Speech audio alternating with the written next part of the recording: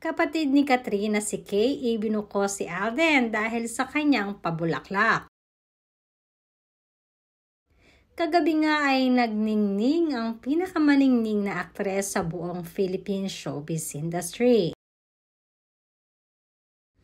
Dahil itinanghal na Best Actress ang napakagandang si Catherine Bernardo bilang pagganap niya sa moving A Very Good Girl.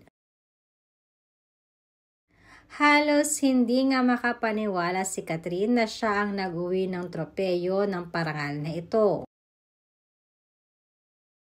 Dahil ba naman sa dami niyang mga batikang mga aktres na nominado rin para sa parehas na award. Ayon nga sa aming source na hindi nga ito talaga inakala at inasahan ng aktres na si Catherine dahil sa dami nitong mga naging magagaling na kalaban. Kaya naman sadyang ikinagulat ni Catherine na siya ang tinanghal bilang Best Actress.